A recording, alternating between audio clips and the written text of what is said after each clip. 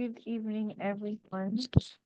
Hi, this is Eleojo, your host, and welcome to the Queen of Sales Fireside Chat. Um, I can see we have a few people already on the call, and our speaker Leslie is on. Hi, Leslie. Hi, good to have you Yeah, I'm here. really excited to be here. Thank you so much for having me. Thank you. Such an honor to meet you. Okay, so good evening, everyone. Again, and on behalf of the Queen of Solutions, I'd like to welcome you to today's live session. Thank you very much for joining us. Um, Queen of Sales is a global community dedicated to elevating women in sales from entry-level professionals to seasoned top-tier executives. And our vision is to champion 60% female representation in commercial leadership across the world. This is bold and audacious, but there we go. Through mentorship, visibility, and opportunity, we want to build a strong pipeline of women in sales, empowering careers, shaping leaders, and creating a more inclusive future. Our core values as a community are leadership, collaboration, growth, excellence, and visibility. A Queen of Sales, we believe in rising by lifting others. So whether you're just starting out in on your sales journey or your leading strategy, at whatever point you are on the journey, there's a place for you in the Queen of Sales community. So we invite you to watch out for our transformational programs. We have local meetups, international conferences, and even a girl-child empowerment initiative. So watch out for those. Follow us on LinkedIn, and you will see how to join and be part of this community. So we're also bringing to you digital events like this every month, like today's sessions, so that wherever you are, you can join in, you can learn, you connect, and grow with us. So once again, you're welcome. We're happy to have you here, and we look forward to an inspiring and impactful session. Thank you. So I'm just going to quickly introduce our speaker for today's event. I was actually um, quite wowed, when I read about her. Um, it is my pleasure to introduce you to our speaker. She is not just a saleswoman, but she has mastered the art of sales and redefined what leadership, innovation, and resilience look like in today's sales world. She's the founder of the sales-led GTM agency. She's a keynote speaker, 2024 Sales Innovator of the Year, a USA Today bestselling author with the book Profit Generating Pipeline. I love that title, by the way. That was the first thing I looked up. Love the title. She's recognized globally as a LinkedIn editorial voice, and she's a five-time top 50 sales thought leader. And that is huge, in my opinion. Widely recognized for her expertise in building profit-generating sales strategies for outbound organizations. She's known on Instagram as the B2B Sales Coach, and she helps teams to turn rejection into opportunity.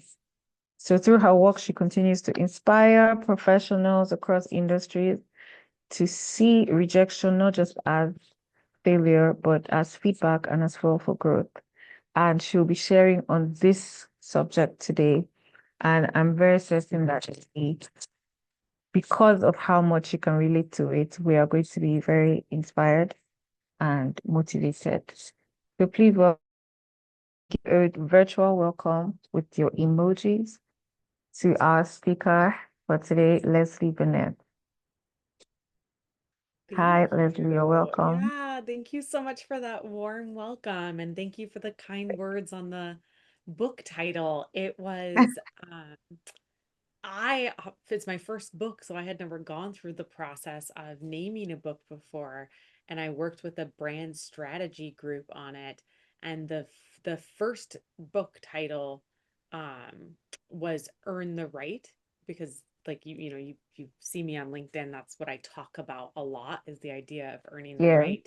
And we went through yeah, quite a few iterations before we landed at profit generating pipeline, and their advice was to have a book title, or to have your titles of anything you're making, be something that people want to say yes to. Like, yes, I want a profit generating pipeline. So good that's thought. how we Good got thought. there. Yeah. Fantastic idea. And I love the journey as well from earn the right. I saw that on your website.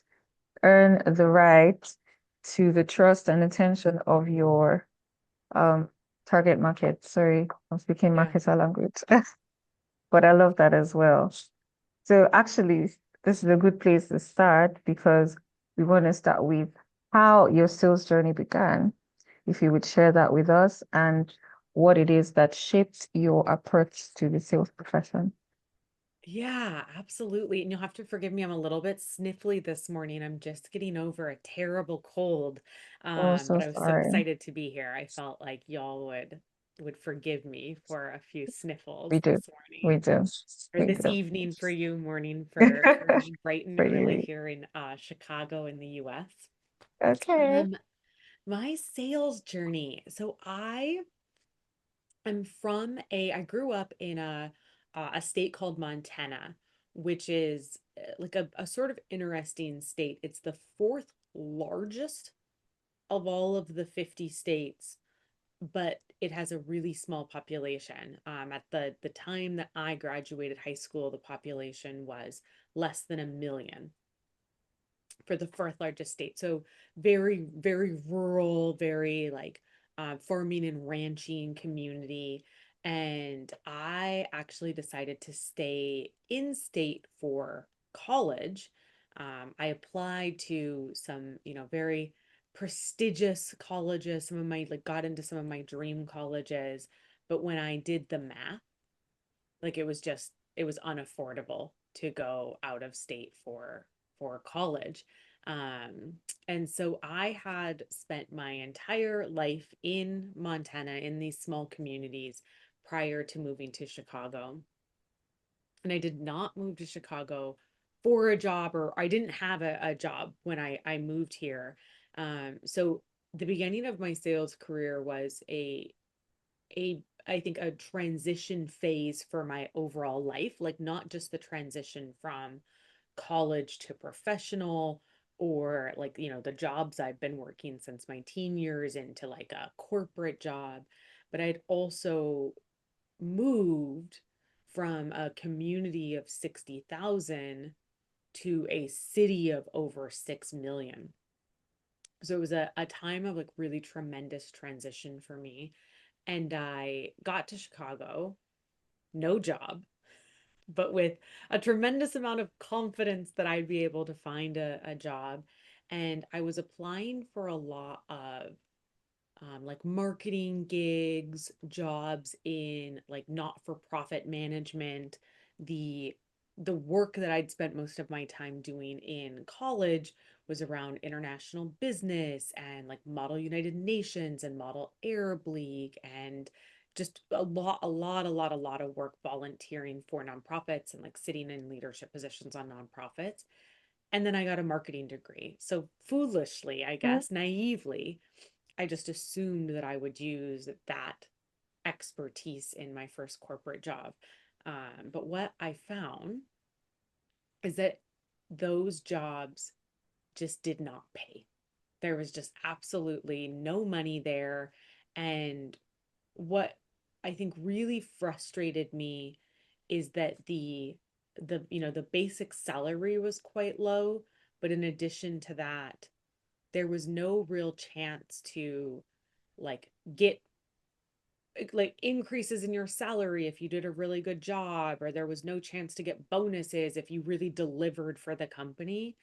And I already knew that I was an overachiever and somebody that could really make something happen.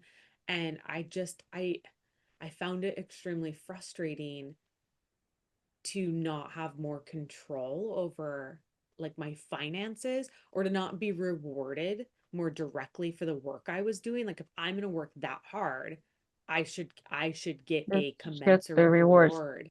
Yeah. Um, and so that was sort of the first step of finding my way to sales, is that I was like, well, what type of profession can I get paid more in a line with like the quality of the work I do and the quality of the revenue I bring in.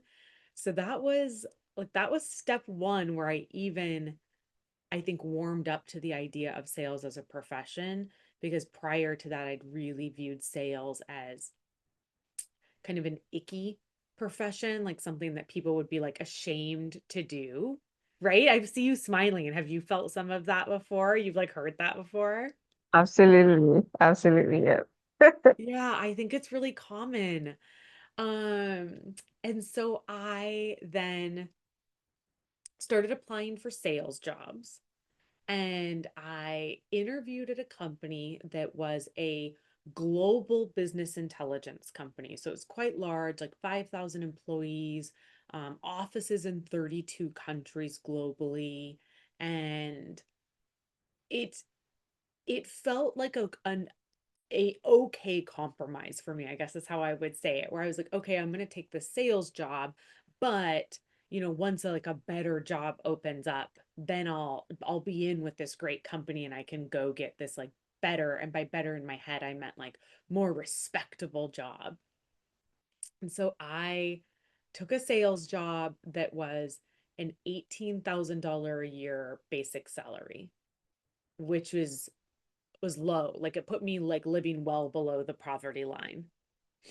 Um, and I just felt so confident in my ability to like close deals and get commissions, that it felt like a risk worth taking. And sort of like for perspective, the the marketing jobs, the nonprofit jobs that I was applying for were like about around $30,000 a year. So even those jobs, which were like kind of at the poverty line jobs, I was like, nope, instead of taking the 30,000 guaranteed, I'm going to take the 18,000, which will put me in a position where I like couldn't afford bus fare, was like skipping meals, but I was like, I just know in my heart of hearts that I can make this happen. Um, and so I took this job, and I took it kind of begrudgingly. And then within like probably 2 weeks, I just realized I had a knack for it. And I realized that everything I thought about sales, like I thought made sales professionals successful, which were things like, lying and manipulation and kind of bullying people, I realized that was all wrong. None of that worked. And the things that really worked to make sales professionals successful were things like curiosity and asking questions and showing up well prepared and listening to folks.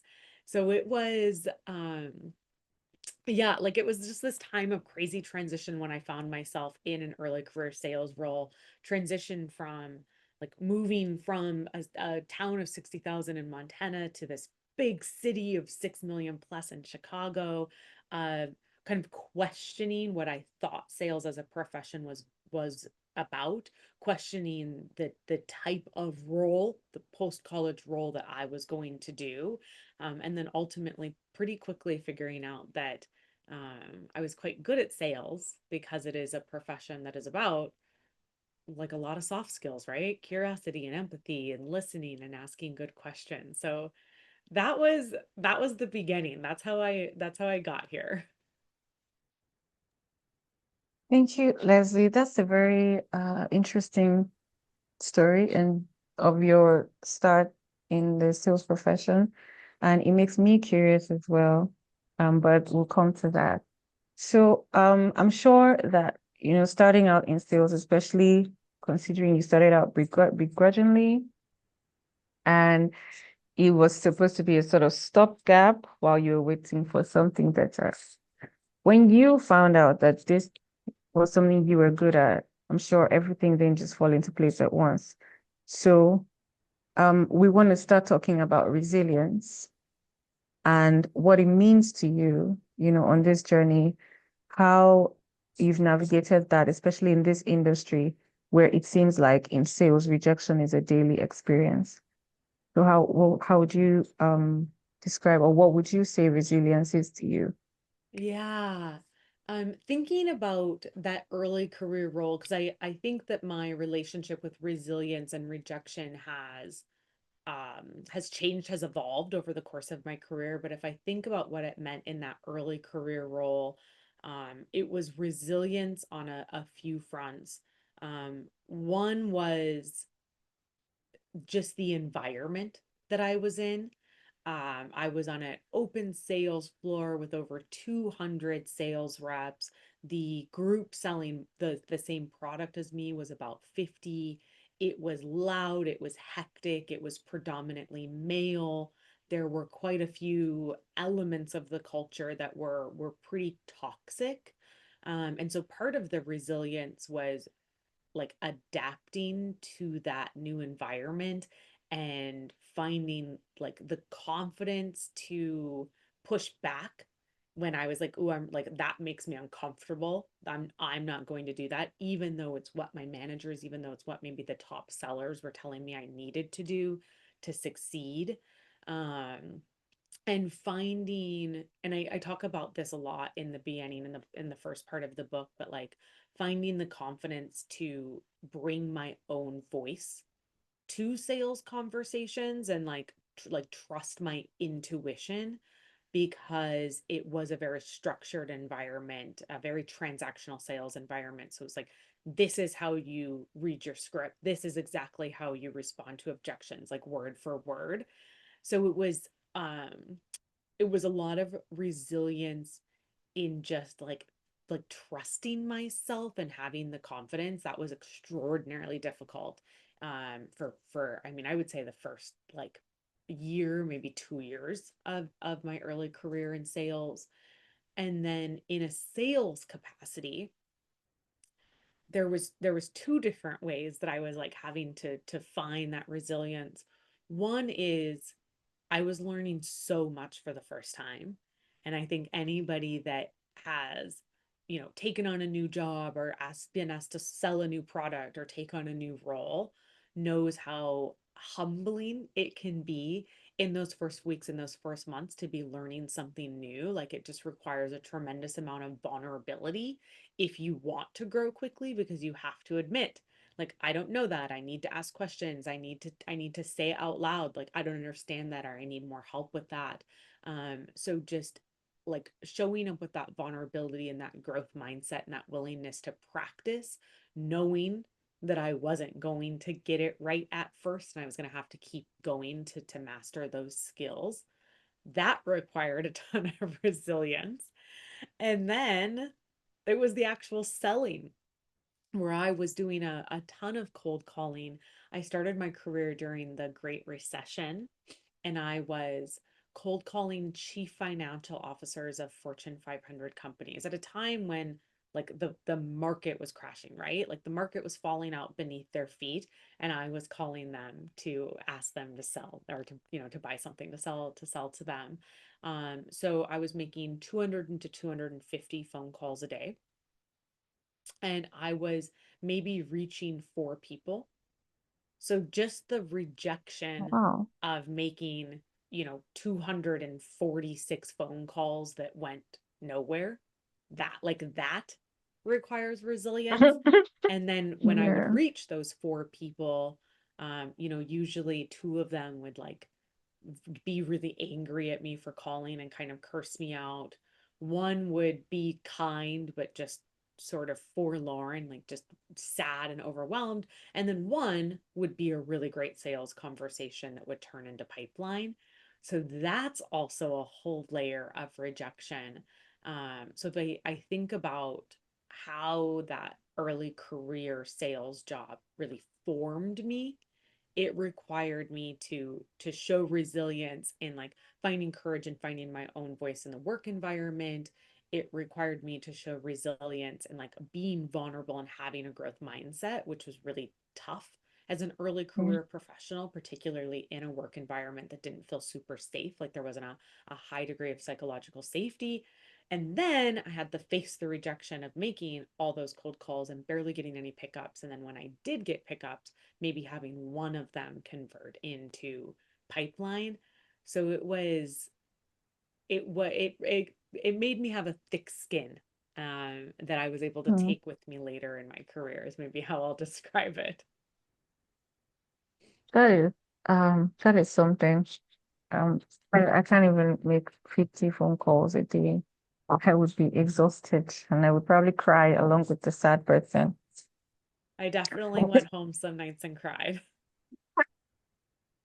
But that's really interesting. And I took some notes down because it it also sort of, I mean, the fact that you started with the environment and it feels like the resilience didn't have to start from outside, from something happening on the outside, but something happening on the inside of yourself with courage and being able to stand your ground and find your voice. Actually says a lot. Um, which leads me to my next question. So, and feel free to give us scenarios here if it probably help us. So how did you and how do you personally handle moments of rejection, especially, you know, something that you've probably something that you've looked forward to and you've been hopeful for? How do you handle those moments of rejection? And what habits and what things help you to bounce back even stronger? Yeah, really, really beautiful question. I think about it in a couple of ways. One, from the perspective of a seller reaching out to buyers and my core area of expertise is outbound, so it's really like me, a stranger, reaching out to other strangers trying to earn the right to their attention, to their time. The rejection is not about me, and so I really try to embody that mindset that if I am being rejected, somebody isn't rejecting me, Leslie, the person. They're rejecting having a conversation about the thing that I'm selling right now. And so I have worked really hard throughout my career to separate the idea of rejection being about me personally versus being about like the job I'm doing or the product I'm selling. And I think that's really important because that prevents me from like internalizing it and really taking it on my own shoulders. That's become especially important over the last 3.5 years when the thing that I'm selling is my own expertise. Right now, as a founder of the sales led go to market company, or like I am the product. Yeah. And so, even after 15 plus years of selling and really embodying this mindset of separating rejection from me being rejected to the product, the need being rejected, I had to relearn it again when I became a founder and I became my own product. So it's interesting to sort of like see some of those old things resurface as I've transitioned into this new role. So Mm. I would say that is something that is really important. And then what I take from that is that rejection is a learning opportunity. So from a selling perspective, like if I am making cold calls and I'm getting cut off at the same part of my cold call opener every single time, then that's a cue to me that I need to try a new opener. I need to maybe practice it more. I need to have more confidence. I need to adjust my tone. Maybe I need to like spend more time researching before the calls or make a better list. Like it is an indicate if I am getting consistently rejected at the same point in my discovery meetings or in my cold call pitch or my emails are not getting opened, which is a form of rejection, that is a cue to Mm. me that I still have more work to do. So instead of taking that rejection as like a personal attack that like they don't want to talk to me, I'm not good enough, I remind myself that it's not about me. They have the buyers have their own things going on in their own lives, but it is an opportunity for me to figure out how I can improve, how I can level up. And I would say one more thing that I would add on the idea of like how do I take rejection and make it an act of resilience, that in order to grow, like in order to push against your boundaries and become the very best version of yourself, you have to get rejected. Like if you are putting yourself out there and you really are pushing, pushing to be your greatest version of yourself, you're going to face rejection. So it's like the continuation of the mindset is almost like if you aren't getting rejected, it probably means that you are not pushing yourself hard enough towards becoming the best version of yourself. That is that is a thought. Thank you very much. That is a thought. In order to grow, you have to face rejection. And that is the opposite of what we normally like. I mean, I guess it's human nature. We don't want to be rejected. Mm-hmm. And so it probably doesn't occur. It wouldn't occur to me that if I'm not getting rejected or if I'm not experiencing rejection in some of these areas, it means that I am very likely not growing. It just wouldn't occur. This is a new and deep thoughts to think on. Thank you, Yeah. Leslie. Yeah. Well, and So, to your point though, yeah. like rejection is really scary. And so I think it's important to say like it's okay to be nervous about getting rejected, right? Like it's okay to feel a bit uncomfortable as you push against your boundaries, knowing that you might not get it right. Mm, That's okay and that's very normal, but that is also necessary for growth to happen, both growth for like you as a person and growth in terms of your skill sets as a sales professional. okay. I mean, I have a thought. I would maybe like to come back to this if we have time to talk about the person, the way you grow as a person in the face of rejection and how it affects you as a sales professional. Yeah, okay. So your personal and your, but if we have the time for so before we continue, before I ask the next question, welcome to anyone who's just joining us. This is Leslie Venetz, founder of Sales-Led Market Agency. Um, she's more than just a sales professional. And if you missed her story of how her journey started, we're eventually going to share the meeting recording and then you can listen back. But I just want to encourage you, if you have any questions or comments for Leslie, please put them in the chat box. We will see them and we will get to them. Thank you very much. So back to you, Leslie. For our next question. So in your view or in your opinion, how can leaders build a team culture where rejection becomes a growth driver rather than a thing of discouragement? Yeah. I am so passionate about this topic that when I wrote the book, I broke it into three parts, and all of part one is really like it is a call to sales leaders to build a team that is rooted in trust, because from trust comes psychological safety, and when you have a psychologically safe team, they feel a lot more apt to push against their boundaries, to be vulnerable and saying that they don't understand something or that they want to learn something else. Like it is like the trust is the foundation of your team is so critical for a couple of reasons. um and I would say like I could just talk about this topic for forever. I just think it's such an important one. So like a couple of things that come up straight away. One is that the reason that it is so important for sales leaders to create a culture of trust and psychological safety is that, like, it's a myriad of reasons, but if we think about it in the context of the buyer experience, if we have not created an environment as sales leaders where there's a high degree of psychological safety, our buyers are going to feel that, and they're going to have negative buyer experiences more often than not, right? Because we are not then putting our sales reps in a position to take the highest level of sales skills possible onto their sales calls. They're probably not using a lot of EQ, like listening and curiosity and empathy. Buyers are going to feel that. That's going to be a turnoff. But it also usually is very tied to like a commission or a revenue issue.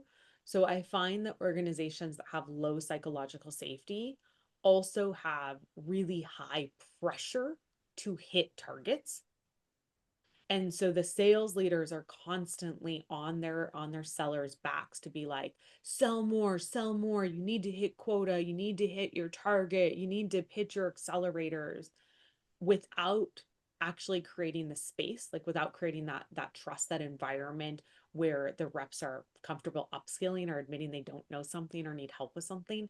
And how that feels to the buyer is that the sales reps get on calls and then they are using a ton of sales pressure to close deals.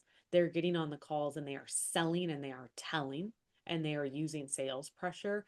They are not creating space for active listening, creating space to identify win-win outcomes, like do great needs analysis. So the reason this topic is so important isn't because like we just want to create like fluffy like rainbows and unicorn sales environments. It's because if you don't have a high degree of psychological safety, your sellers are not running good sales calls. You're turning your buyers off and it's costing the organization deals. Like it's a there's a real negative revenue impact to it. So I want to share that first because often like I will hear kind of snickers or maybe like some pushback from sales leaders where they're like, whatever, like I hired them to get the job done. Like they just need to show up and pound the phones. Like we. And I don't buy that type of sales leader mentality. And those tend to be the sales leaders that, like, right now, the average amount of time in seat for a VP of sales is 14 months. So those tend to be the sales leaders that cycle in and out of companies once a year because they're not creating an environment that fosters the ability to earn trust and drive revenue. So I'll Okay. I'll lay that foundation. Um, and like I guess what I would add to it as maybe folks are getting started with like how can I better build trust, I would give another book recommendation. Of course, I would love it if you get my book, Profit Generating Pipeline, but a book that really helped validate and inform my management strategy.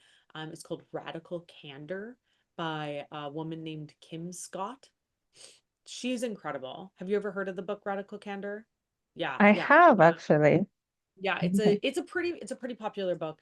She's worth following on socials. Like I really love her take. But the bit of her book that was so validating for my leadership approach is that she says that folks tend to have like default communication styles, and often the leadership communication style, particularly in sales, defaults to obnoxious aggression, which means like those are the type of people that are like very direct communicators, but are often like hurtful and callous in the way they give feedback. So they give very direct, immediate, honest feedback, which is hugely important, but they do it without having established trust first. So it's hard for the person getting the feedback to receive it because it just sort of feels kind of mean, maybe, like Okay. even if it's honest, like it just is like, ooh, like I don't really feel like you've earned the right to give me that feedback. And so what she asks is that people that sales leaders fall into it's a quadrant. Okay. that they fall into radical candor, which is first building trust, like showing that you truly care, and doing that by modeling the behavior of like being vulnerable, having the growth mindset, getting feedback yourself and being receptive to it, and then using it. And once you create that environment of trust, then when you give direct feedback, it falls into the quadrant of radical candor because you've earned the right to give that direct feedback. It's an incredible book. I really love it, but I think like being a leader that is able to take feedback and take it graciously and then show that you actually are using it to create that foundation of trust before you go and give that like direct honest feedback to your sales reps goes a long way.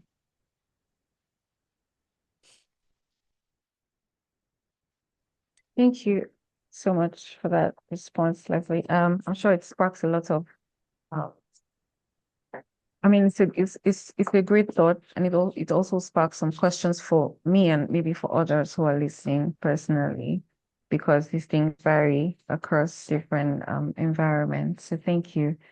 Um, Let me just see if we have any questions before I. Yeah, if folks have questions, please drop them in the chat. I'm happy to Yeah, answer any questions about what's going on in your sales environments, or just if you have kind of general questions that you're just curious yeah. about. Yeah, don't hesitate to drop Uh, them in the chat. I'd love to be able to answer that. okay. So before we get, we don't have any question now, but before we get that, I just want to, and before we continue, I just want to come back to something you said about um building trust that helps build psychological safety, and then your buyers can feel that safety. Yeah.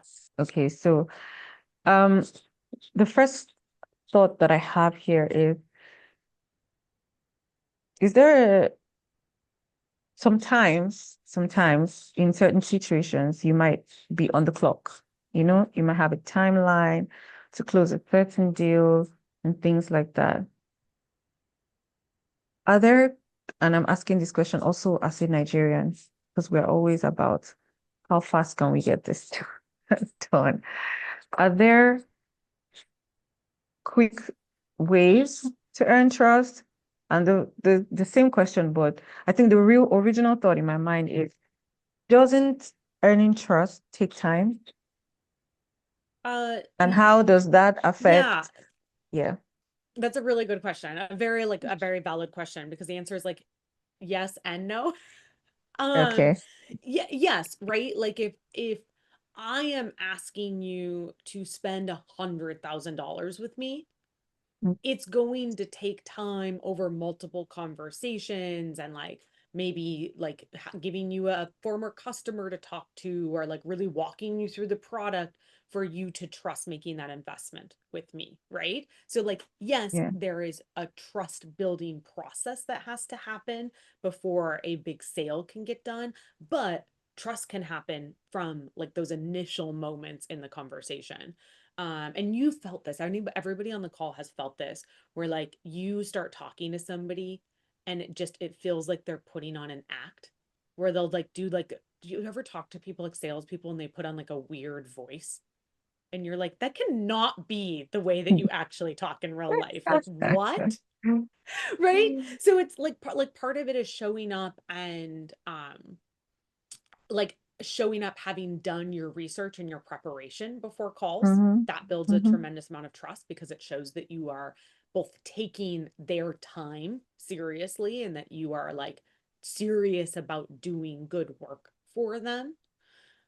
Showing up and having like some authenticity in your communication is hugely Okay. important. Like if you show up to a call and I'm like, hello, I am Leslie Venetz, and I am your sales executive from ABC like that does not build trust, because I'm like, ooh, you don't seem credible. Like you don't seem like the person that I want to have guiding me through this decision making process. So I think Mm. trust can be made or broken very very early in a sales conversation. Um, Mm. but there's two things that came up when you asked that question. One is a reminder that once trust is broken, it's almost impossible to get back. So the fastest way to get decisions done is through like transparency and honesty about like what real timelines are, what your product is capable of versus what it isn't. You will find that people buy faster, even if you're like, hey, you said that you wanted these 8 things from my product. I can only do 7. Like just full transparency. These are the 7 that we offer. We do not offer that 8th one. You're still more likely to get the deal cycle going, to like have a quick sales cycle by having that transparency instead of trying to like kind of give them the run around and like do half speak about whether or not you have the 8th or say it's on the runway, because people can see through that, right? So like Yeah. that's one thing that I think that's really important to say. And the other is the difference between urgency and sales pressure. And Okay. often when we are trying to get deals done, we default to sales pressure, which is us being like, hey, can you sign by this Friday? Like that would really help me out. Or, if I give you a discount, can you get this done by the end of the month? Or, if I give you an extra user for free or 15 months for the price of 12, can you sign before the end of the year? And I will never ever be the person that says to not do discounts and deals. Like I think that there is a time and place for them. But we I see sellers go to sales pressure, like go to that sort of false urgency too early because they didn't take the time in those beginning conversations to really figure out what the top priority is. Like, not what all the priorities are, but what is the top priority for the prospect you're talking to that they need to solve now, or like within the next 3 to 6 months, so they have some natural urgency built in that they feel. And then understanding what the benefit of solving it is, but also what the cost of inaction is. And only when you know what that top priority is that they need to solve in the next 3 to 6 months and understand the positive result of solving it, as well as the negative implication of not solving it, can you create that urgency to like get a deal done now. And what you'll find is that the process of asking those questions becomes quite collaborative. Like then you and the prospect are seeking a win-win outcome. And that is a huge trust building exercise. Thank you. Thank you, Leslie. This was actually very helpful, almost scientifically And we have a hand up, helpful. I see. I think we have a question. Mm, Yay. yes, Annabelle. Hi, Annabelle. Hi everyone. Hi Leslie, good evening. I hope I got that correctly. Good evening. Thank you so much for um lecture, I would say, because I've learned a lot. Thank you very much. But then I have a question. And this is coming from a personal point of view, because this is something I have experienced myself personally. So I want to ask you, like, how do you coach someone, who takes rejection really personally? Sometimes in sales, you follow up consistently. The client seems very interested. They raise your hopes, even get your hopes up, and then they suddenly cancel at the last minute. It can honestly take an emotional toll. So I just want to know how or what you would advise in such situations. Like, how do you handle such situations and continue to stay motivated? And also, how do you know when it's time to stop pushing and walk away? Because sometimes when you approach a client, they might seem uninterested in the beginning, but then as time goes on, when you continue to follow up and persuasion and all of that, they tend to buy into your idea. So when do you know when to stop? So after getting your first no, I know some people would say in sales that you don't take no for an answer, right? So how do you know when to actually stop And how do you handle this rejection personally? Mm. So many beautiful questions tied up in there, Annabelle. So thanks so much for coming off mute and sharing that with us. A couple things I heard is sort of like, how do you stop yourself from falling in love with the deal and then just being like emotionally crushed when it doesn't become a yes. So I'd Yeah. love to, yeah, right. Very, very real, very relatable. I'd love to talk about that. I also heard something sort of wrapped up in there about like when you are reaching out to people and they say no, like when do you just take the first no and then you never reach out to them again, or like how do you know when to stop reaching out to them, or what does that look like?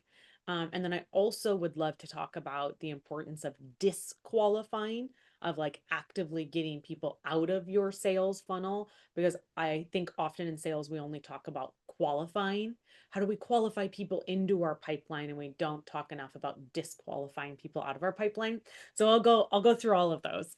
um Maybe I'll start with like, when is enough outreach enough? Like when do you know to stop reaching out to somebody? um I I like ride or die for sales sequences, meaning that all of the outreach I do for folks is in a preset sequence that is at least three channels, meaning usually for my clients, it is the phone, it is email, and then it is LinkedIn. But it could also be attending events or direct mail, right? It could be different channels. Um, but I am always writing the whole sequence of outreach before I hit go for the very first touch point. So a minimum of 8 touches over 3 channels. And what that allows me to do is make sure that I am never under or over contacting somebody. So I think that is worth mentioning, because I like the default often is that we under contact people. And so we don't ever really give them a chance to seriously consider whether or not they want to respond to us. When we do get a no, it depends on what kind of no it is. If it's like, no, I'm not the right person, like I literally don't work on this or don't make the right decision, that's great news. Like, get them out of the sequence. We never need to contact them again. But often it's like, no, this isn't a priority right now, or no, this isn't a pressing need right now.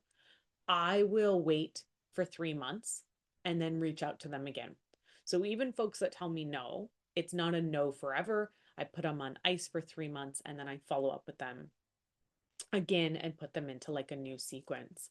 Um, what what I also find is when I'm like re-engaging people, it is extraordinarily important that I am finding a relevant reason to reach out to them again, and it has to be relevant to them. So it can't be me just checking in or me following up, or like, hey, it's been 3 months, wondering if you want to buy this now. Like, it really has to be what has changed in their environment that might make now a better time for the conversation. So that's kind of one bucket in terms of outreach. um the set, like, related to that then is the power of disqualifying people. So if it is like somebody that is in your pipeline, like it's an active deal, and it's like it's somebody that you've been chatting with and you think that maybe they're going to buy, but they just keep like pushing timelines off. Maybe they don't show up for a scheduled call. They say they're going to talk to their boss, and then you follow up with them and they're like, oh yeah, I never got a chance to do it, right? Like, they are not helping you advance the deal forward. I find that giving them an opportunity to like opt out of the deal, to disqualify themselves, is very powerful, because it saves you, the sales rep, the time that you would have wasted continuing to chase somebody that was never going to ultimately buy. And it also creates space then for them to be like, no, no, no. It's not that I'm not interested, Annabelle. Actually, like XYZ is happening. So it might surface, like, or it might help you surface some of the like objections that are happening in the background that you weren't aware of. So those were like two kind of extra thoughts that came up. But let me answer your real question, which is, like, you are, you're working a deal and you've fallen in love with the deal. Maybe like me earlier in my career, I'd already like mentally spent the commission money that I was going to get from closing a deal, and then it doesn't close. um I think the best thing that you can do in that situation to help yourself not take it personally is ask for feedback. And then this goes back to like creating trust in the like buyer seller relationship, because you have to be able to ask the person that like has ghosted, or the person that ultimately said no after they'd said yes.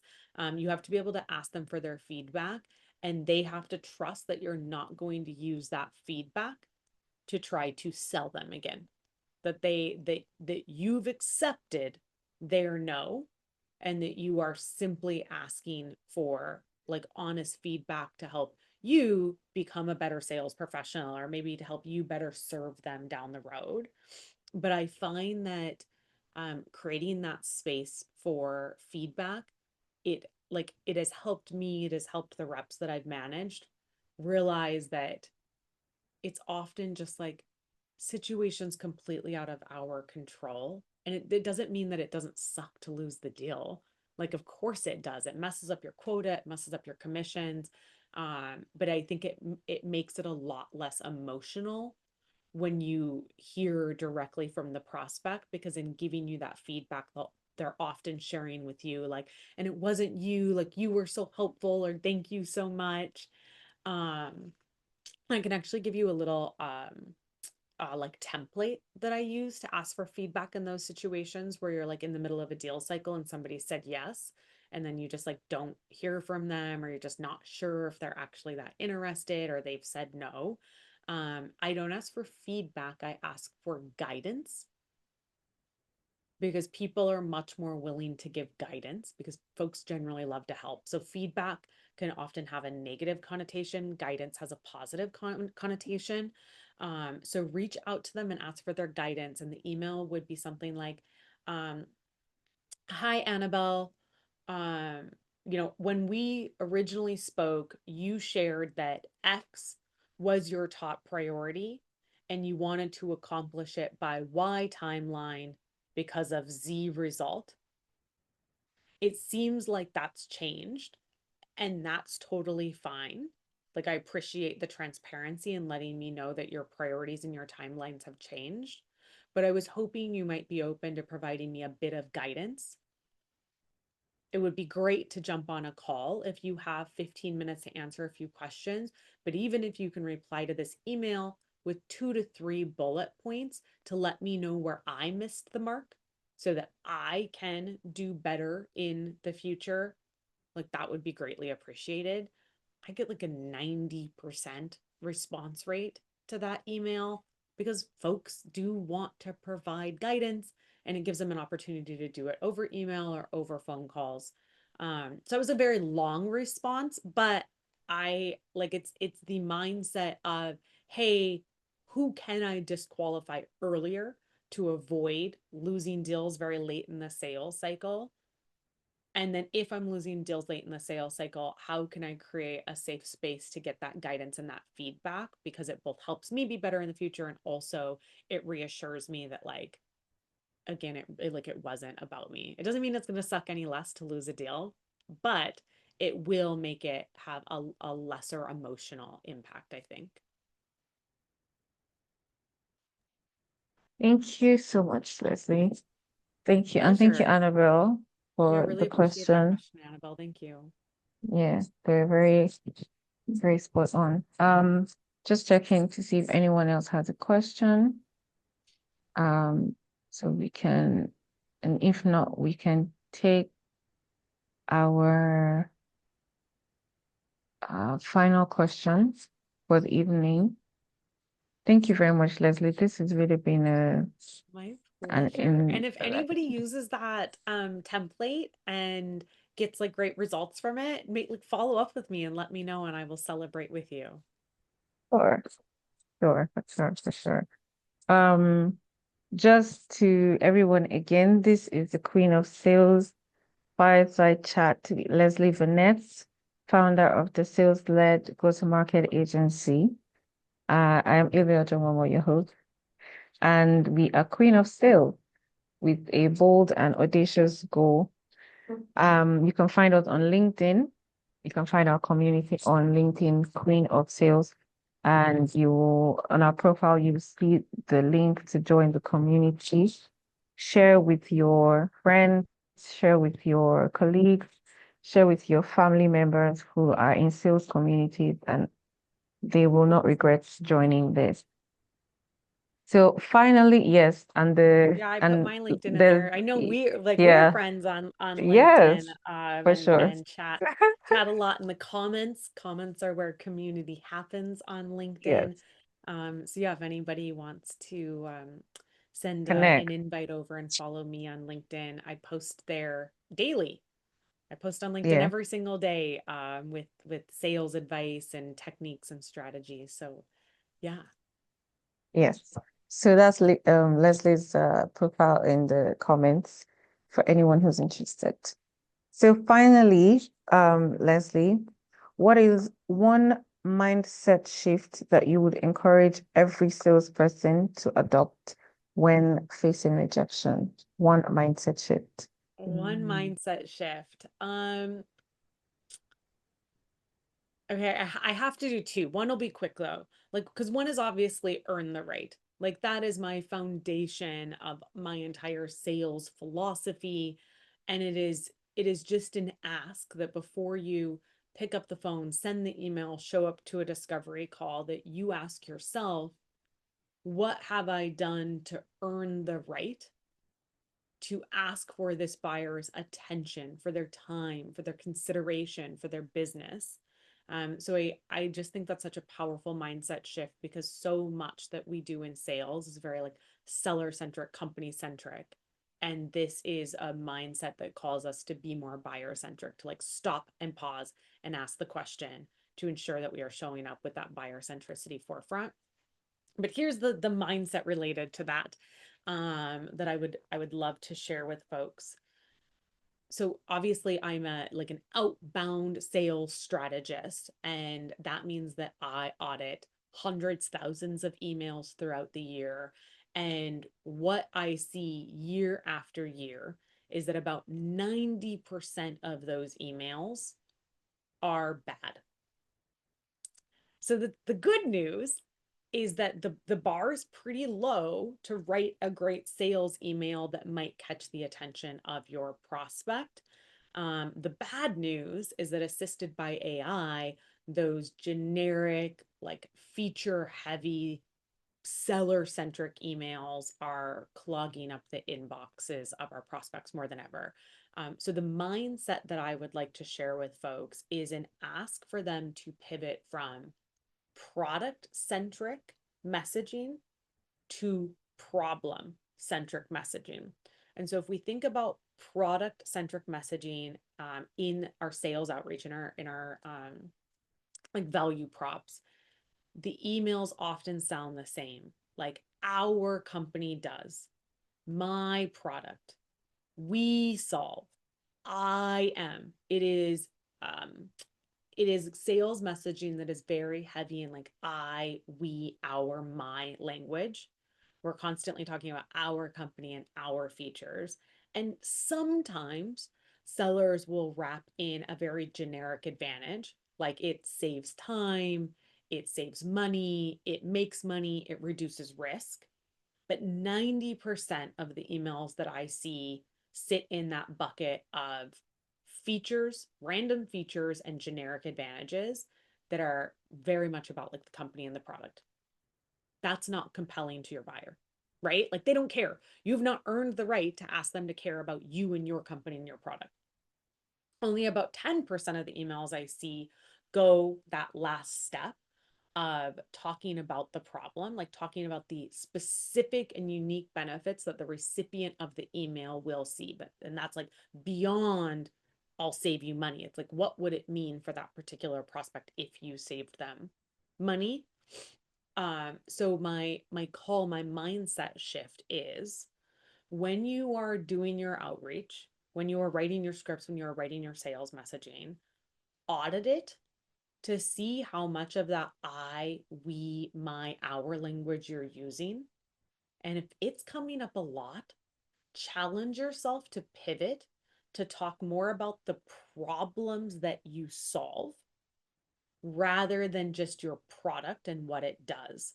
Because what you will find, and this is like very backed by both like behavioral science and buyer psychology, what you will find is that when you talk so articulately about the problems, your prospects will automatically assume that you have the solution.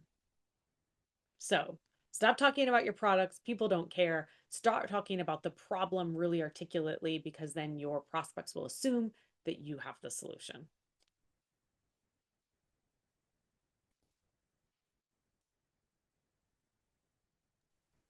Thank you very much, Leslie. That was very, very helpful, very insightful.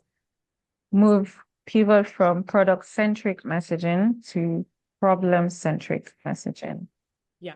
Quit it with the I, we, my Yeah. And we all, message. we've all fallen into this trap at one point or another, where we like feel this urge to have to write sales messaging where we can like send it to everybody. But the Yes. reality is that if we're trying to talk to everybody, we're actually speaking to nobody. So this is a way to sort of like narrow your focus, but deepen your impact. Thank you. Thank you. And this is so random, but before we go, we still have a few minutes. I want to talk about earning the right. I want to talk about earning the right. Yeah. When you first One of talked my about it favorite as a topics. when you first talked about it as a working topic, for your book, it also caught my attention on your website when I checked your website. And I just want to ask, just very directly, what would you say? What are two things you would say that a salesperson could do to earn the right to the time, attention, and trust of a Yeah, prospect? two things. One would be relevance. You really want to like index on what is relevant to them. And so that ties very much to like the pivot from product to problem centric. Like your product is not relevant to them. The problem that they want to solve is relevant to them. So one of the most important ways that you can earn the right to attention to time is being relevant immediately. That also means like dropping, I hope you're well from the beginning of your emails, because that is irrelevant to them. It means leading your cold calls with something that matters to them instead of like weird fluff and talk about the weather. So it's like getting to the point and making their time and your respect for their time the most important thing. And you can only do that through relevance. And then I would say the other thing, let's bring it back to trust. You need to be honest. Like you need to be honest straight away about what your product can or cannot do, about what like realistic timelines are. And I think like something that we often miss as sellers is that we know that our prospects are the experts on their job, but we forget that we're the experts on our job, which means that we are the expert on how to best purchase and get value from the product or service that we're selling. So, part of the way that you can build trust is by helping your prospects understand how to most efficiently purchase your product or service so that they can get value as quickly as possible. So a really great way to earn the right is by being that like trusted advisor and having more of a consultative approach to your sales. That also helps tighten up the sales cycle and get deals done faster.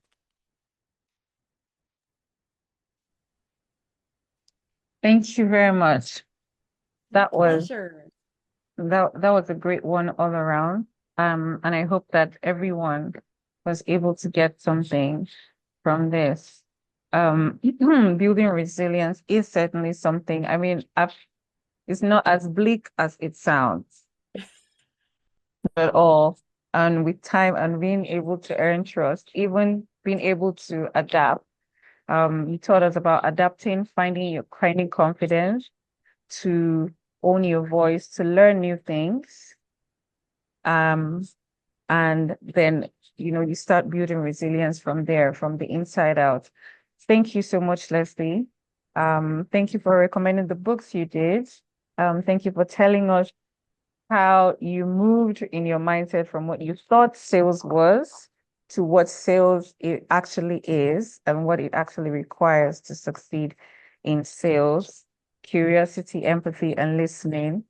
And thank you for teaching us how to build teams that based on trust by accepting feedback, and helping our teams feel safe.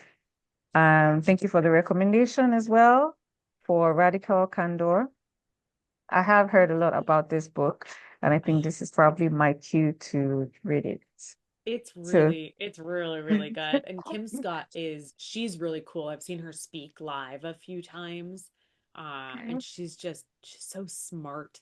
And I just love learning from and listening to smart women. And then I also dropped the link to my book into the chat here if anybody wants to check it okay, out. I did just release the ebook version of it. So even if you're not a okay. hardcover reader, you can read the ebook version. And if you go to my website at salesledgtm.com/book, you can see the different options to snag a copy for yourself. Thank you very much. We will be doing that. I will be doing that. I hope everyone else will too. So we've come to the end of this fireside chat with Leslie Venetz in Chicago. Thank you very much for your time. And thank you to everyone who joined us. Thank you for your time. And I hope that you learned something that you can use on your sales journey from this chat today. So hope to connect with you online on LinkedIn. And we'll keep celebrating our wins together. Thank you very much, everyone, and see you next time. Thanks, everybody. Have a great night. Have a great day. Bye.